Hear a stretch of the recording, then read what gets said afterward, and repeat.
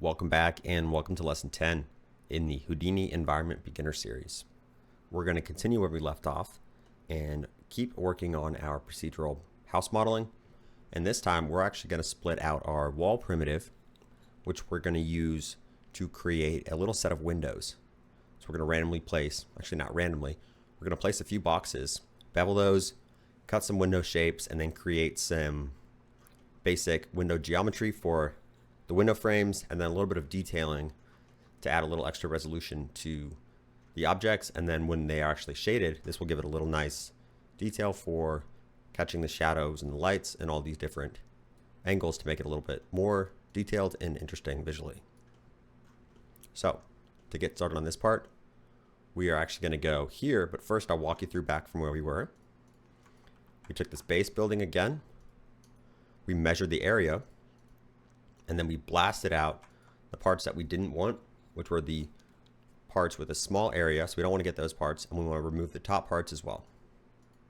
So this might not be the best way to do it, but it is a way that worked. And then we randomize each one so the primitive numbers change on each frame, and that is so we can randomize which side of the house is a window, which side of the house is a garage, which side's a door, and we can have variety based on our input frame number, which we're using as a seed here on the primitive random sort. We then split out 0, which goes to the left side, and then the rest of the primitives, which go to the right side. And you'll notice actually that as the primitives are split, they are renumbered, so that's one thing to keep aware of. So this is 0, and this also does have a 0. So primitive numbers and point numbers are changed automatically sometimes, and that's just something to be aware of. So we have all these 3 ones here, which will actually always be 3 because we're splitting by a single primitive. Then we'll split by a single primitive again, so always 1 will have a garage door.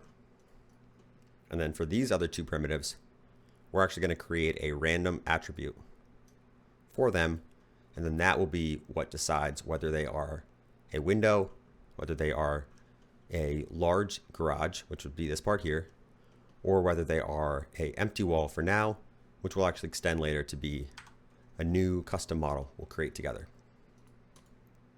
So you see, on this case, we get our window prims, which are these 2 ones here. Not necessarily window prims, we'll say variable prims. So they could be anything, we don't know yet. And what we do is we assign a random number using our rand function, and then primnum is how we access with a primitive wrangle. Notice how it's set to primitives. It's how we access this number on our primitives. And that number is intrinsically stored and recognized by Houdini. So you'll notice it's not actually created on our geometry spreadsheet. That, a few others, and then actually point num or PT num, if we were on a point wrangle, is one that is intrinsically recognized by Houdini as well. So something to keep in mind there. We randomize it, and then the rand actually creates a value between 0 and 1, always, which is something that's good to know. So create a value between 0 and 1 if the number is less than 0.33. So there's a 33% chance it'll be a window. And then in this case, it's actually a 33% chance it will be a tunnel. And the reason for that is if it's not a window, only if it's not a window, will it then check if it's a tunnel. So if it's not that, assign it to tunnel. If it's less than 0.66, and then if it's not a tunnel, that means it's greater than 0.66, or potentially equal to 0.66, but greater than 0.66, and then that will be a panel, which in our case is an empty wall that we will fill in again later. So here, now we can actually see.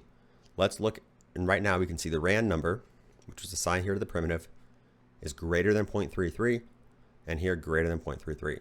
So we'll actually get no correct values here. And by correct values, I mean we won't get any primitives that pass this test.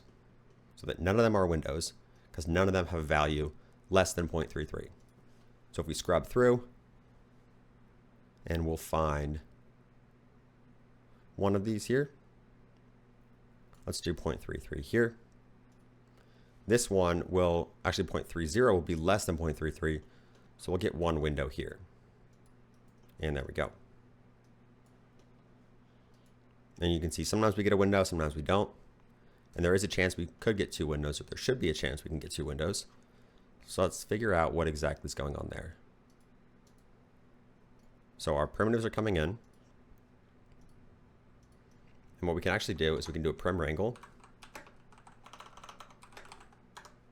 If we want to actually see the prim number on our spreadsheet, we could do I at our number equals at prim num. And there we go. 0 and 1 are our primitive numbers. And let's figure out why we're not getting any variation on the second primitive. So it looks like it's always 0.41. All right, there we go. Looks like this was an error in the code I actually wrote. So we're going to figure it out here together because that's a good example.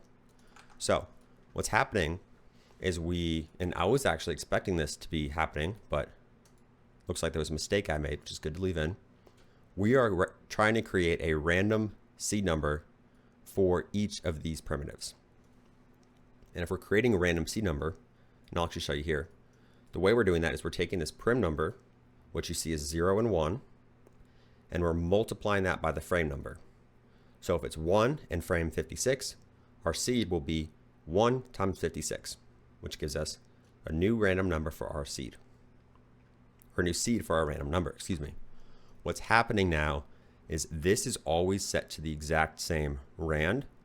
And the reason is because when we multiply any frame number by 0, which is prim number 0, because you see it's always 0, it'll always give us 0.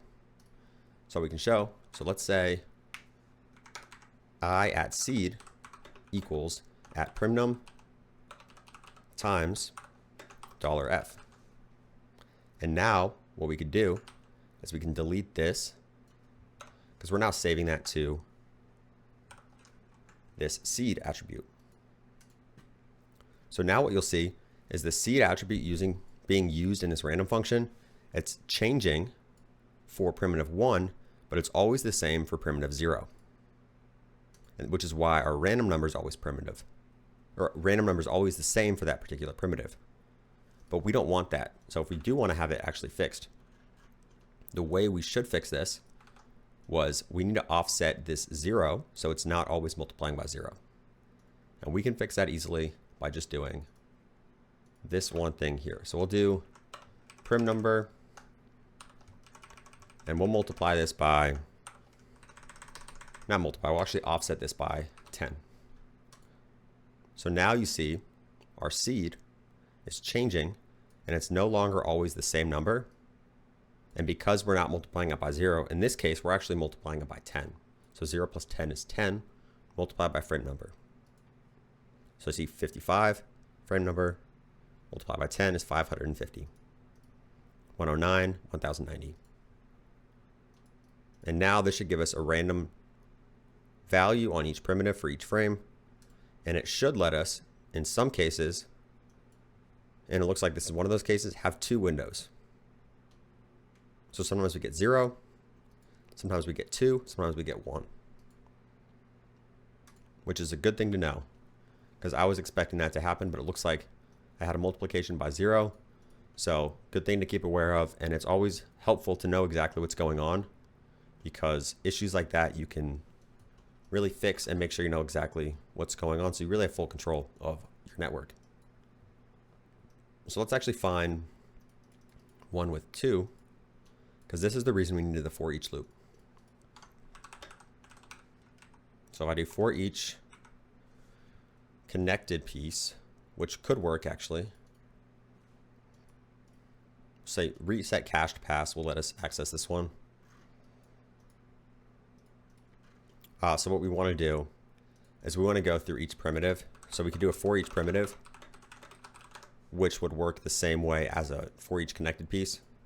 We're not going to dive too deep into that yet, but essentially what this lets us do, if I select single pass, it lets us operate on each individual one separately and then merges them together. So there's the 2 ones there. And the reason we did this again is sometimes we're going to have 2 primitives, but we want to do each of these operations for each individual one. So we want to make 3 boxes, 3 windows for this primitive and for this primitive. If we did not have this for each loop, then it would do, all right, take both of these primitives, take 3 boxes and match that to the center, which would actually put them somewhere in between here. It wouldn't give us the cuts we're expecting. So we need to have the primitives being worked on individually, so then we can actually align each window to each individual primitive. And the way we do that, so we go inside here. So for this primitive, first what we're going to do is we're actually going to take it, looks like we use a Boolean down here. So we take that surface coming in from the left and we Boolean it with some kind of round object in the middle. And the way we create that round object is we need to create a line, which I think we actually do. Yep, we create a line down the middle, and then we want to have points along the line that will then copy this box too. So we're going to copy this box to some of these points, and then we will Boolean with this copied box. So we take our object coming in, we match size a grid, and this is actually one of the other ways I showed you earlier here. There's a few ways we can create this seam here, and I chose to do it with a Boolean set to solid, which should not actually be solid because these are both surfaces. So this is one case where Houdini did know what I was trying to do. I should have set this to surface and surface, but Houdini was smart enough to know that I was doing it incorrectly, and it gives me the result that I was actually looking for. So surface, surface, set to seam. And then what I want to do now is, now there's only 2 points, but I want to add extra points, because what I want to do is I want to create, and I can actually hit D. I want to make these little point icons bigger because they're kind of hard to see. So I'm going to go to, I think, guides or geometry actually, and we will find out where they are. There we go. So under guides, point marker size, I could set this to 10. So I'll leave that a little bit bigger. You could save it as default if you wanted, but now just so we can see it on our video better, just in case you're not watching in 4K. So here we go. We have this Boolean seam coming in. What I want to do is I want to add 2 points along this line, and then I actually want to remove this endpoint and this endpoint. And the reason for that is I don't want windows on the outside of the face. I just want 2 windows on the inside. And there's 2 ways actually to set that up here. I resampled it. Now you'll see there's multiple primitives, but I resampled it with, it looks like I did a copy reference from our box size. So you see box 6 scale. This is saying on this node, get the scale of this box, which is right here, and then copy that. And the way I did that was I did right click, copy parameter, and then I did right click, paste relative references. Then I multiplied it by 2. And that lets this parameter here control what's going on here. So the smaller the window is, then the more divisions I want and the more windows I want. So you see I get 4 windows now. If I make it bigger, I get 2, 3, 1. And I could even go very small, which wouldn't really make sense because those are too tiny, but if that's what you want, you're welcome to do. Let's do 4 windows, just because we're learning together. And this is just a simple box, so space G to frame it. And the bevel sets up these round edges, which we could also change. But we'll leave it at 0.1. So we get this object, we cut this seam, which is where we want to place the objects. We resample to add these extra points. And now what we want to do is we actually want to delete the 0th point and the 5th point. And there's many ways to do that in Houdini. One way I did it was manually blast 0.0. And now you see it removes 0.0, but it also renumbers this to 0.0. Because remember how I mentioned the numbers on points in Houdini, point num and prim num sometimes do get updated automatically.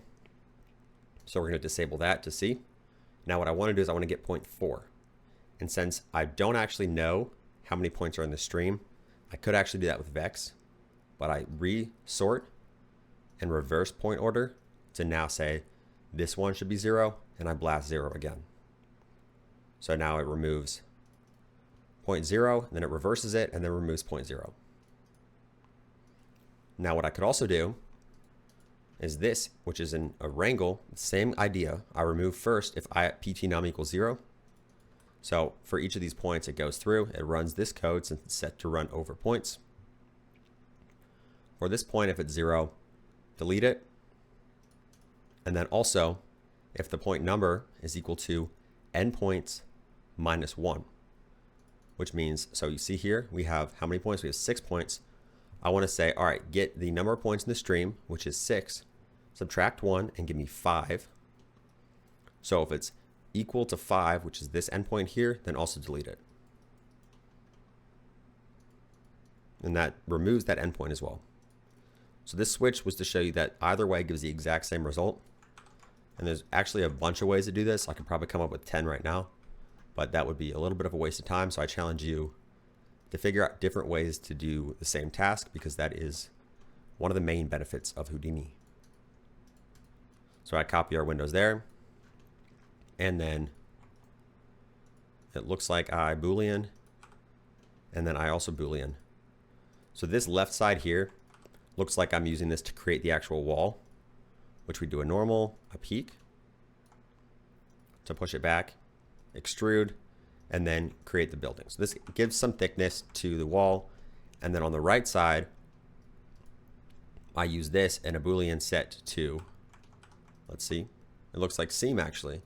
A Boolean set to seam, and what I'm going to do is I'm going to sweep this geometry to give the external, not the external, excuse me. And I'm going to control click on this purple template flag to show that. But I'm going to take this and sweep some kind of geometry around this curve, because I want to give it thickness that makes the windowsill visible. And the way I chose to do that was first, actually, I resample this to give more detail here. And I resample by polygon edge, which allows me to not destroy these corners. You see, I resample with a length that's too small, or too big actually.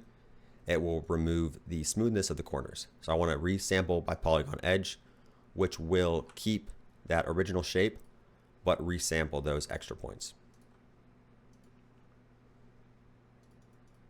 You see?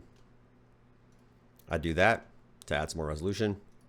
I then fuse, and it looks like the reason I fused was because I must have had a few points later down the line that caused an issue, probably when I was actually trying to close this sweep geometry. So this just merges points that are nearby in distance. And then orient along curve, we learned, is helpful when you're either copying objects 2 points along a curve to make sure they're oriented correctly, or in our case, if we're actually sweeping geometry around a curve, we want to have these attributes so it knows which direction to sweep. And there's 3 ways I've decided to sweep. You see, each one of these gives you the exact same result. And the 3 ways I decided was either 1, take a sweep node here, connect it, and I want to sweep this grid, which I've set to be a small grid with 2 rows and 2 columns. I want to sweep that grid across our second input cross section is what I want to use to sweep. And I want to move that around or orient along curve. And the reason that this is reversed is because our grid normals are reversed. So the way to fix this, you can see this is the same setup. You can either reverse it after you've already swept it with a reverse node.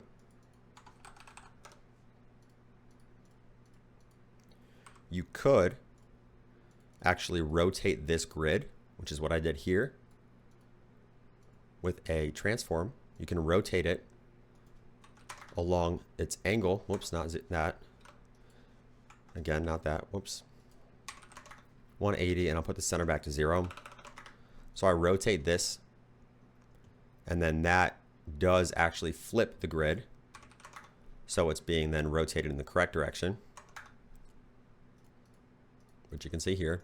Or what I could do is I could reverse this actual curve, and then when it sweeps the grid, it will sweep it in the opposite direction.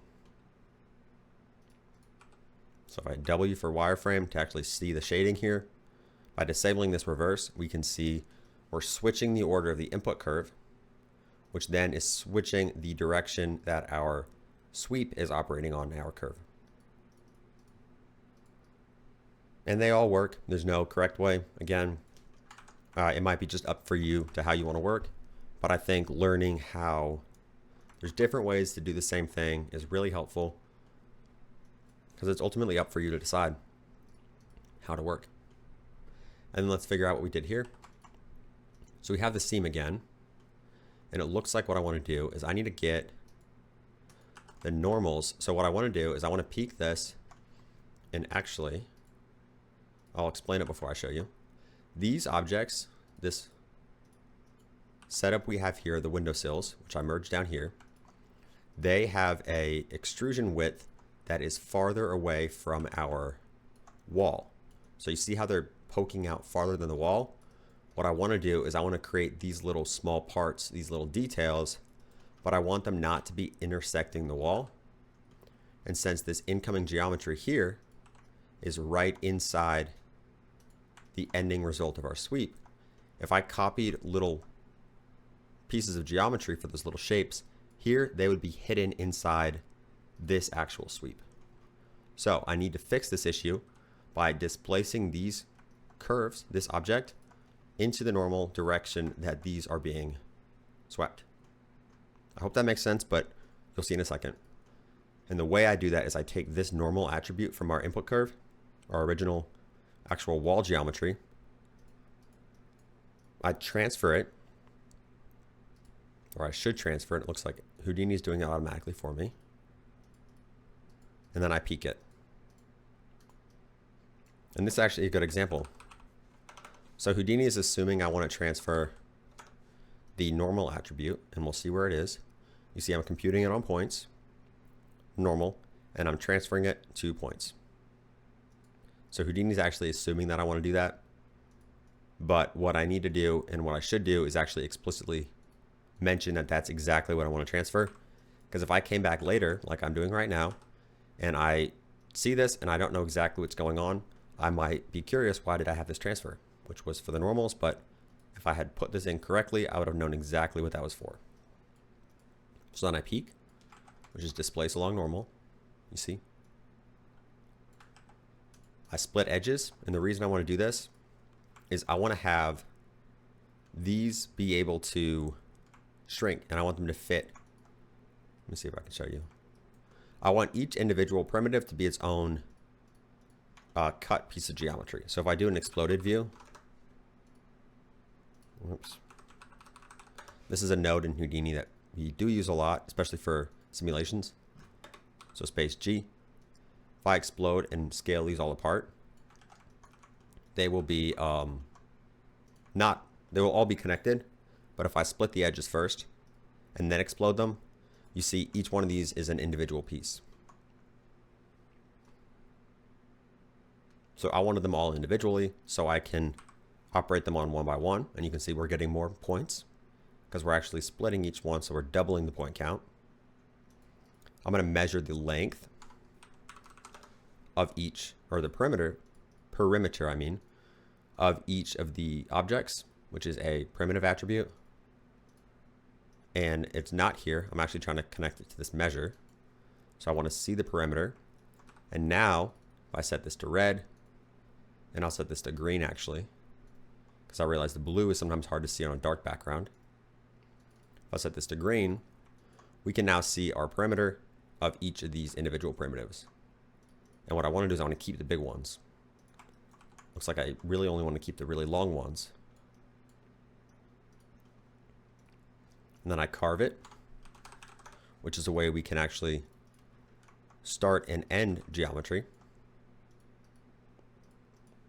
So by setting our carve, we can carve little pieces of geometry here, and we can carve by equal amounts along the sides of the curves. And these might be used for sparks. You might use carves, lightning effects. Sometimes I use carves a lot. So there's ways to use this on curves to create different types of effects, which we might get into later. Then I want to resample to give some more points, because what I want to be able to do is I want to sweep this, but I want to be able to make the thick insides, and then I want the tops to be thin. So sort of like that grass actually. And I do that in the same way actually we did for the grass, with the scale along curve. All right, I'm going to pause right back, and then I will keep going with this lesson. We're going to continue where we just left off, where we were working on this extra geometry to add to our windows, and we used the sweep in the same way we did it for our grass plant to add a little bit of extra thickness to this object. And the reason we did this resample actually was because I wanted to have this little hard surface-ish shape here, which when later then bevel, it creates a little bit smoother. But if I increase the resolutions here on our object, we can change that. And then if I want to have harsher transitions between these curves on our sweep, what we could do is set our interpolation to constant for all of these. And then that will give us a little bit different of an effect. And this might be what you want, this might not be, but we can adjust and carve this up in really as many ways as we'd like. So 3 works fine for me. I did like this little edge shape here, and then I sweep that. And then since we have displaced this with our peak, when we merge it together, you see if I hit W for wireframe, this peak is what pushes the object outside so it is not inside our window.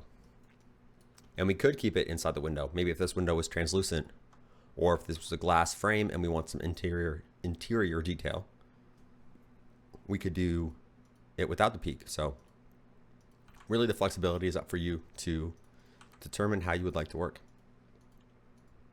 And then I did a little color just for me to be able to visualize it, set it to metal as a group for primitives.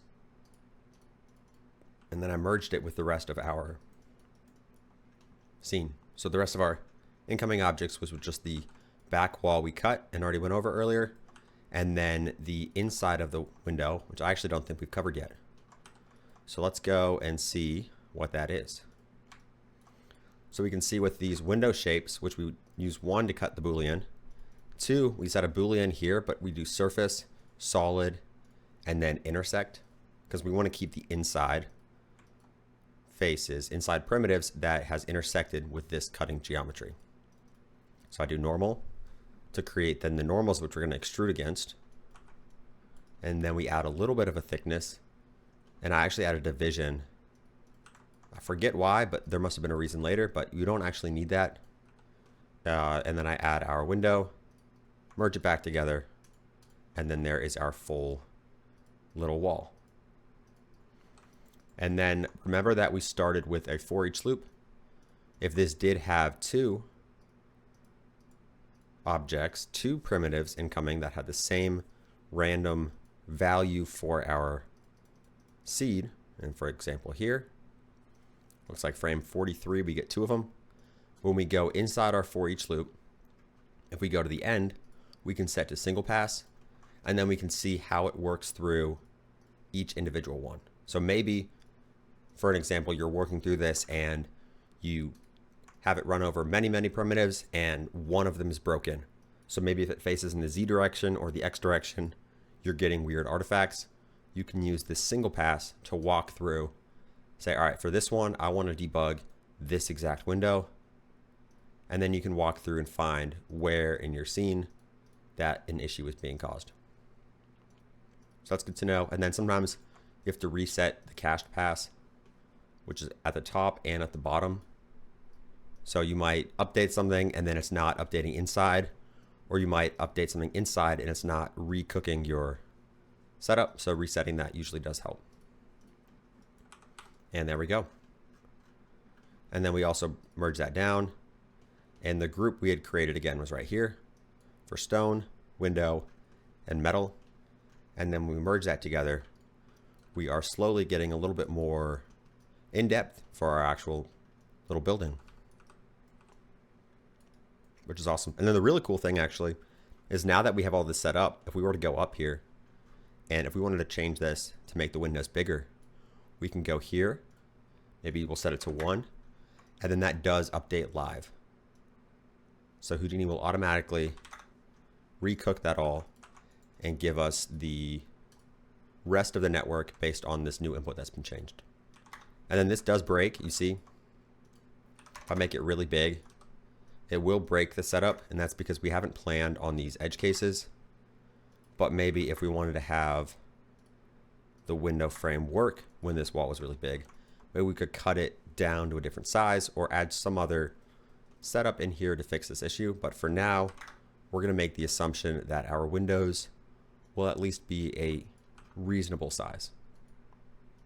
So another general thing to know is that the more edge cases you plan for, the more robust your system would be. So you might be able to make these changes and it just works. But then also the more you have to plan ahead and create your procedural setup in a way that does expect those different changes to happen. And then as we get further, as we create HDAs, there are limits you can set. Like how you see this slider goes from 0 to 10.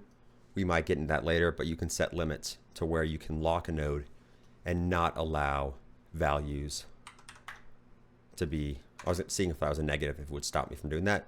But you can say, hey, don't allow any values at a certain threshold. So awesome. That's going to be the end of lesson 10. We'll jump next into lesson 11, create the garage door, and then slowly we are moving forward into our house. And we've got a lot more to cover. So let's keep going, and excited to share the new stuff. So thank you, and I will see you in the next video.